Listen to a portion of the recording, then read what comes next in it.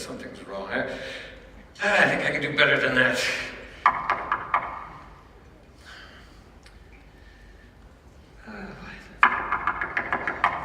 Michael, how many times do I have to tell you? I know it's you. Come in. I know. I don't need to knock. Right, you don't need to knock. Sorry, I keep forgetting. Oh, don't worry about it, you'll get it. Eventually.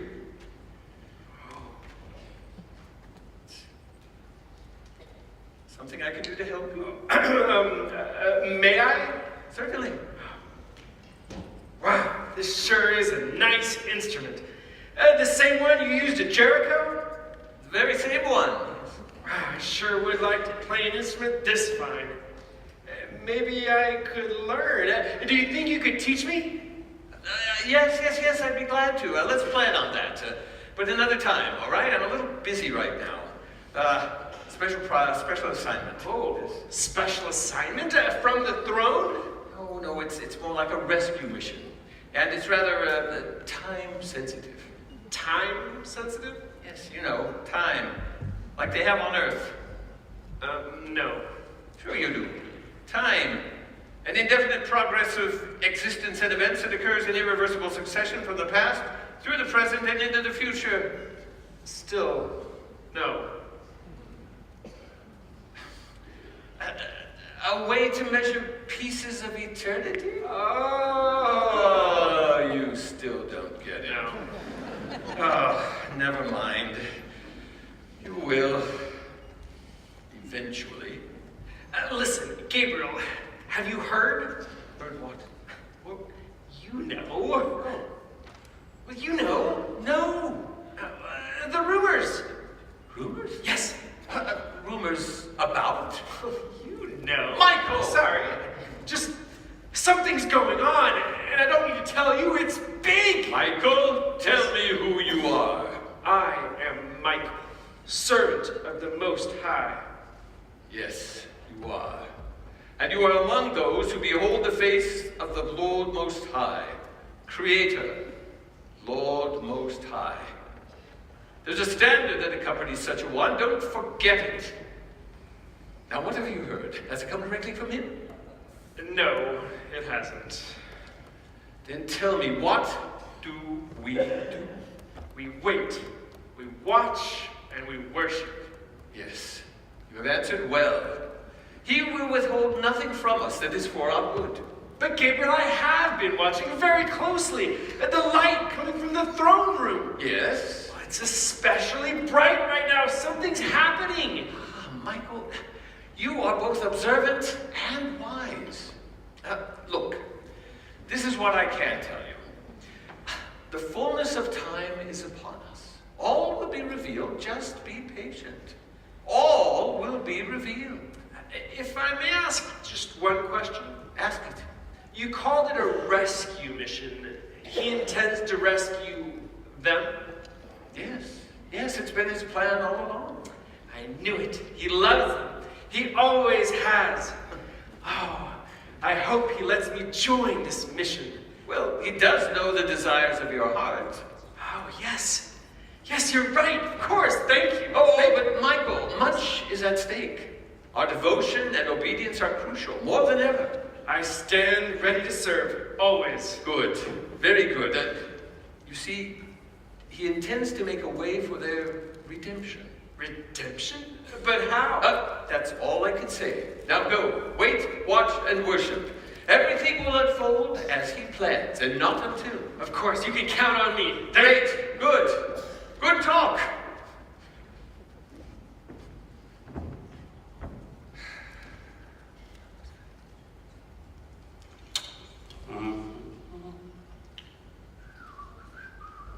Grandpa? How do you spell Bethlehem? B-E-T-H. Just a minute. B-E-T-H? Okay, go on. L-E. L-E. H-E-M. H-E-M. Are you sure that's right?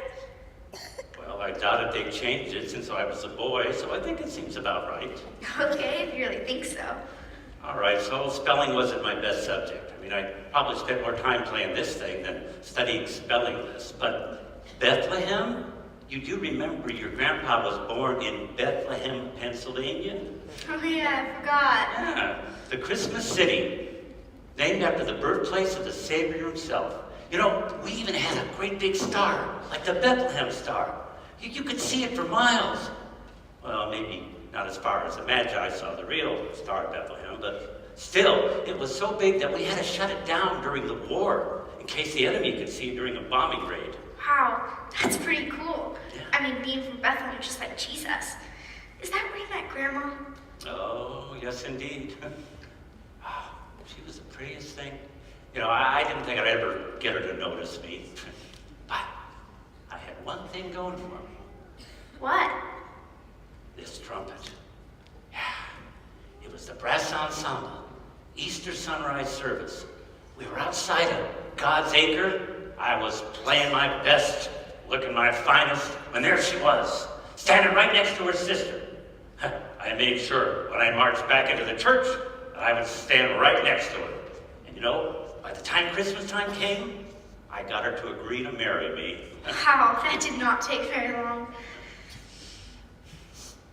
I miss Grandma.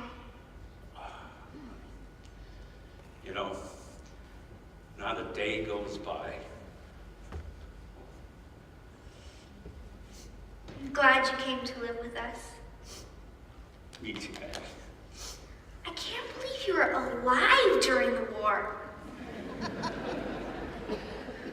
Well, just barely. I mean, I was just a little boy when World War II ended, but I grew up with all the stories and lived through all the after effects. I guess I just didn't know you were that old. Hey, listen, let me tell you something. You know, about being young. You know, being young, it slips away from you before you know it. When you're young, you think you're going to be young forever. You know, I don't care how old you are. You're the best grandpa and the best trumpet player ever. Well, thank you, honey, but as far as the trumpet goes, you know, I'm not as good as I used to be. I mean, yeah, I got all these years inside of me, but still, in my heart, I'm just a little boy who picked up that trumpet and learned to play. You know, it changed my life. And I'll tell you, I don't care about being old, because it means I lived long enough to be your grandpa. So what are you working on over there anyway? I'm trying to write out the Christmas story. Our class is going to put on the Christmas play. And Mrs. Tomlin said I could be married. Oh, you're going to make a wonderful Mary. Thanks. Grandpa, what do you know about Christmas? Well, I think I know a thing or two. I mean, I've celebrated quite a few of them. No, I mean the for real Christmas, the very first one. You know, that's a good question. I don't think very many people ever ask that question. Why not? Well, I don't know. I suppose we're all so distracted by all the stuff we're doing, we forget about baby Jesus. You know, don't get me wrong. I mean, I like presents as much as you do, but truthfully, I just think they get in the way. Grandpa, what's wrong with the presents? Oh, nothing, honey. Nothing. I mean, the greatest thing this world ever got came as a gift. Huh? Jesus. Yeah, everybody knows that. No, honey, not everybody knows that. You know, you're lucky because your parents take you to church. When I was your age, I didn't go to church. Everything I learned about Christmas, I had to learn from my friends. Well, you had presents in a tree, right? No. We didn't have presents in a tree because all the money my folks earned had to go to putting food on the table. And then on Christmas, though, Mama would make us a special dinner. But that's about it. You know, I was just a little bit older than you when I first heard about the real Christmas story. God, what a wonderful man in my life. I'll have to tell you about it sometime. Oh, tell me now, Grandpa. I suppose we have time. I mean, your folks won't be back for a long time. They're still out looking for that special present you want.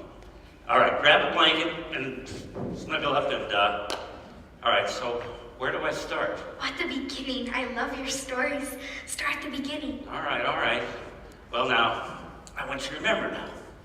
This is not a fairy tale.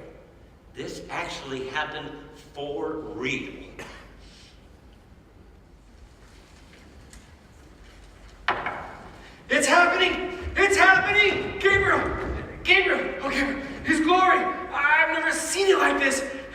He's going to Earth. They are going to behold him. I don't know how they're going to see him and not die, but he's definitely going. And I am among the chosen. I will get to announce his coming. Oh, Michael, well done, congratulations. When do you leave? At his command. We're awaiting instructions, but soon. How exciting, that's wonderful. Gabriel, Yes. how will they see him and not die? Ah, that's a good question. How could he come to them and not frighten them? They can't actually look at him. Their hearts would fail. Oh, it's brilliant. And the plan's already in motion. What is the plan, Gabriel? We were only told we'd be announcing him, but how will he do it? He's going to walk among them. Yeah, I got that, but how? Oh, he'll walk among them as one of them. What? It's already done. But do you mean... What do you mean? No. Yes. No. Yes. He's planning to... Enter time? Yes. But more than that, he intends to subject himself to it. Indefinite continued progress of existence and events. Yes. That's it. You remembered. But for how long? Indefinitely. For as long as it takes, I suppose. I only have so much information, you understand. But I don't understand. I mean, how is it possible? It's already done. He's made the doorway through a woman. Well, a girl, really. A girl? Yes, young Mary of Nazareth. Mary of Nazareth? Nazareth? Wait. Oh, yes, I remember her. Ah, such a lovely girl. So faithful and trusting. That's her, yes. Remember when you were here last? Yes? I was preparing for a journey then. God Almighty, may his name be ever praised, had just given me the assignment. It was time to talk to Mary, to let her know she'd been chosen. And remarkable, really, how she took the news. And when one says yes to him so quickly, so completely, well, let's just say I'm proud of her. Makes your job a lot easier, huh? Well, yes, it does. But to see this plan unfolding exactly as he intends, that pleases me more than anything. I still don't understand. It's his love for them, Michael. He'll stop at nothing. Because they are the heirs. The heirs? Yes, the heirs of salvation. The redemption of earth is essential to his plan. Just think of it, Michael. If he looks like them, if they can just see that he understands them, loves them, they'll turn back to him. What better way to show his love? The people walking in darkness have seen a great light. He'll come to them in a way that they can see him and not be blinded. His glory will be wrapped in human flesh. Just brilliant. What must it be like to be an heir? More wonderful than we could ever imagine. But listen, you, messenger and servant of God Most High, you will announce his coming. Yes, I'm honored. And to think I'll actually be visible to them. Oh, yes. That will be important if they will see you. Yes. But, Gabriel, is he planning to enter time as a baby? Yes, Michael, he is. But babies are so helpless.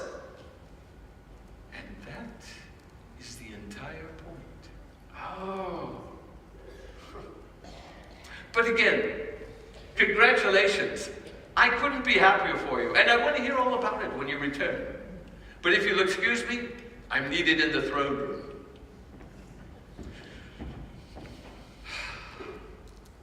Godspeed, my friend.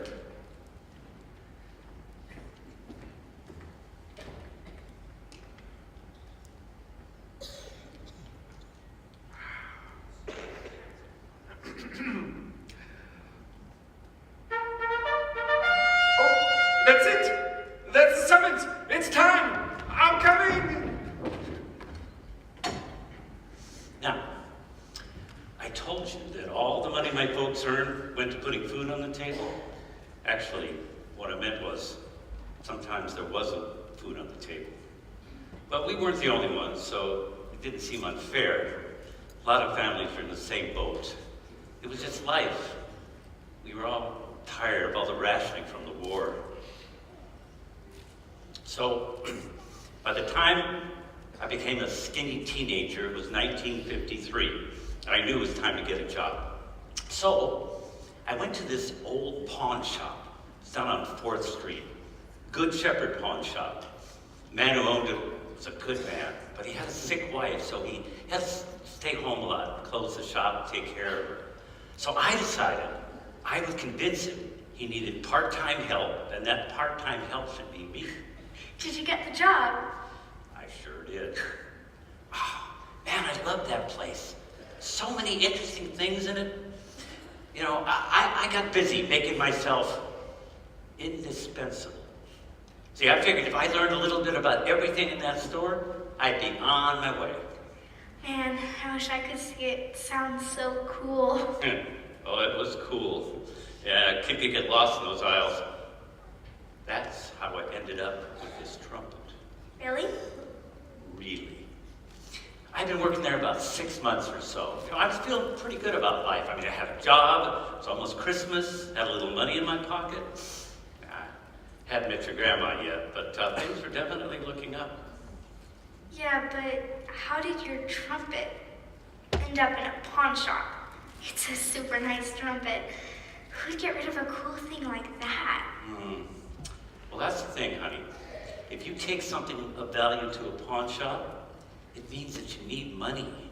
It means that you don't have enough for rent or you need to buy groceries. So you mean somebody got rid of this trumpet because they needed food? Well, in the case of this trumpet, I think there's a little more to it than that. See, God always has a plan. Now, you snuggle up, and I will tell you how this trumpet ended up in the Good Shepherd Pawn Shop and into your grandpa's hands.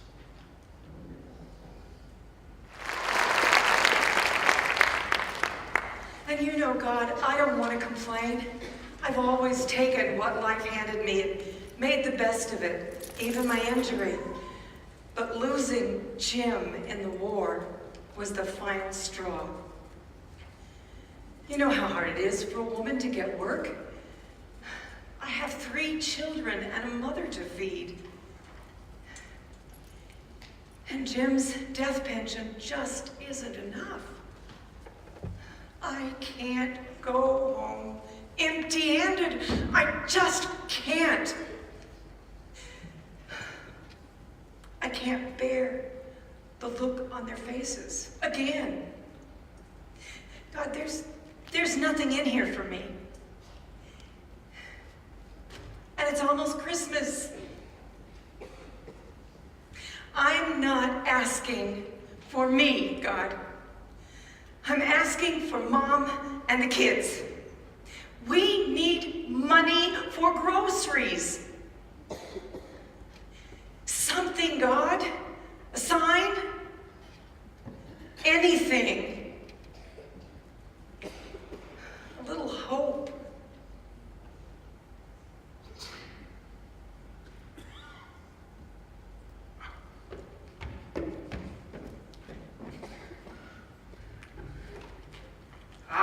Bethlehem. Bethlehem, Pennsylvania. 1953. Oh, how did that happen? Wrong place, Michael. Wrong place. Wrong place? Wrong century. I'm gonna miss his coming. Where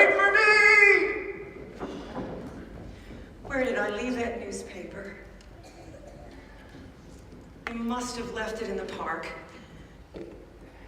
Oh, there it is. What on earth?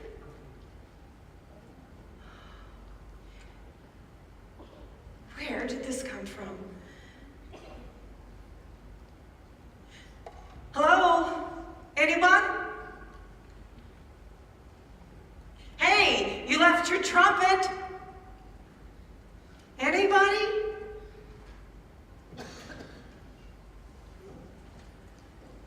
Thank you. Thank you. I know just what to do with this. Oh, man, I loved Old Man Shepherd. He was the gruff sort, you know. He could spot a speck of dust on the most remote shelf in the store. And then he'd say to me, "William, did you or did you not dust this store today?" And I'd say, "Oh, yes, sir, I sure did." And he'd go, uh-huh. So next thing I knew, I was pulling the ladder out and dusting that little spot I had missed. So that's why Mom always asks you to do the dusting. Yes, probably. I did perfect the art at quite an early age. But Mr. Shepherd was a good man. But he wouldn't let you know, though. His father opened up that shop when he was just a little boy. It's all he ever knew. You know, they had some good years, some lean years. I came along during the lean years. Everybody called him Doc. It was after Doc Severinsen, you know, the trumpet player during those. Well, anyway, some of the kids in the neighborhood would like to kind of hang out at the pawn shop, use it as a hangout. And when Doc wasn't having customers, he'd pull out his old trumpet, begin to play it. He was good. I don't mean run-of-the-mill good. He was really good. He was so good, I don't think he needed to be stuck in that old pawn shop. No, I used to wonder why he didn't just close it up and head out on the road and you know, pursue music.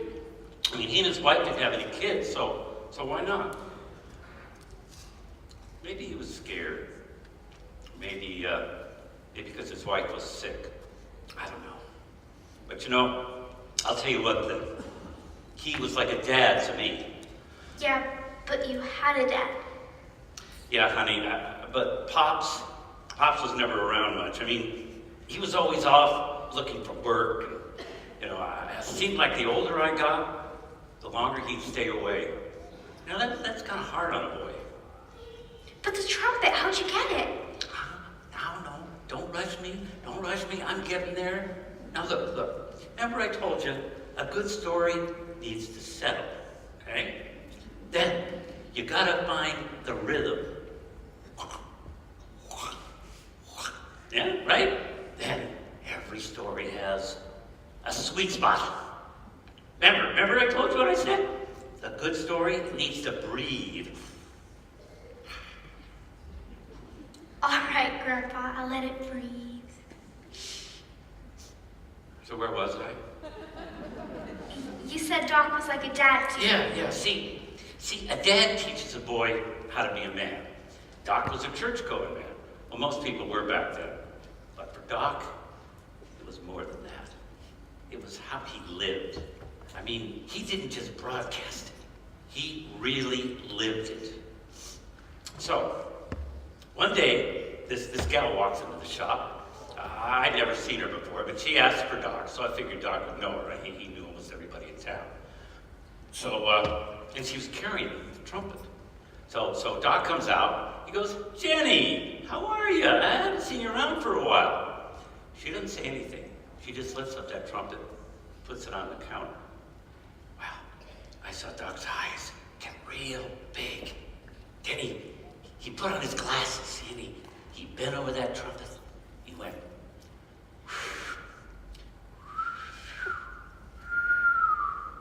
yeah, like that.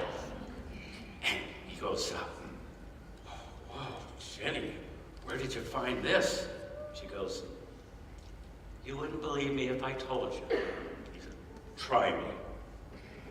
I found it on a park bench. Well, Doc just starts shaking his head. He goes, how in the world, a park bench? I've never seen a trumpet like this before. Then he rubbed his hand along it. He says, what would you be needing for this, Jenny? She says, well, Doc, my family needs to eat. Jim's pension is just about run out. I haven't been able to find a job. Now, at this point, I realized that this was no ordinary trumpet. So, Doc says, Jenny, I gotta be straight up with you now. This trumpet is worth a lot. I mean, just how much, I don't know. But I can tell you, it's worth more than I could possibly give you, even at a fraction of the cost. But what I can do is this.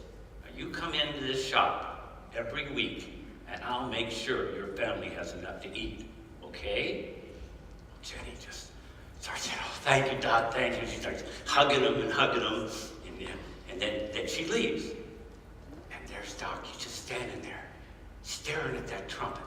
He's not saying a word, but tears are rolling down his cheeks. I mean, I was embarrassed. Why?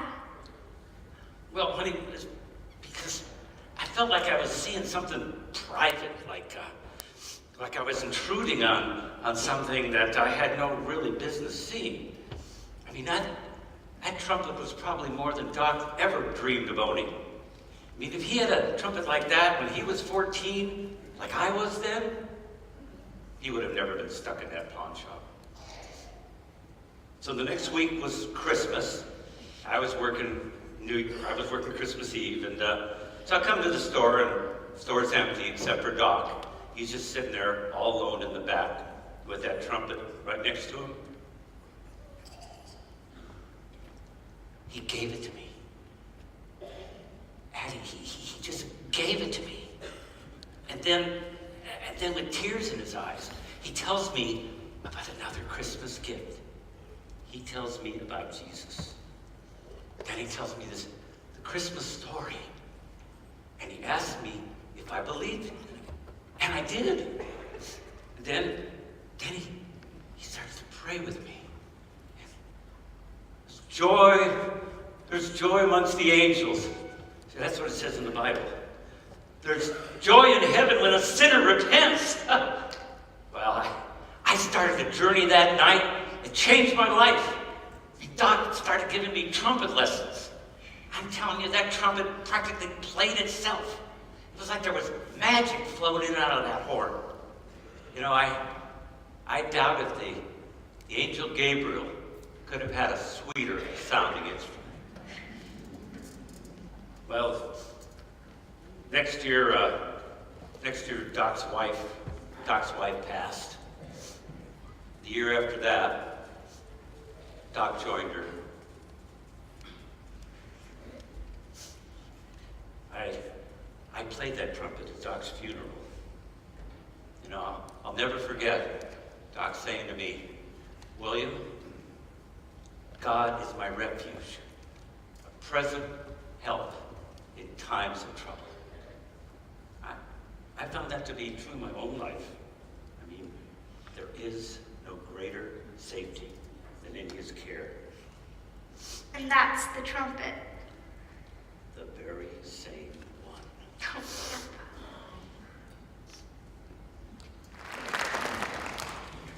And a beam of light so bright, there was no mistaking it. It had to be him.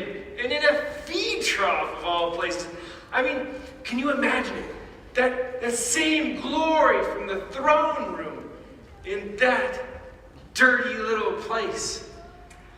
So that was it then.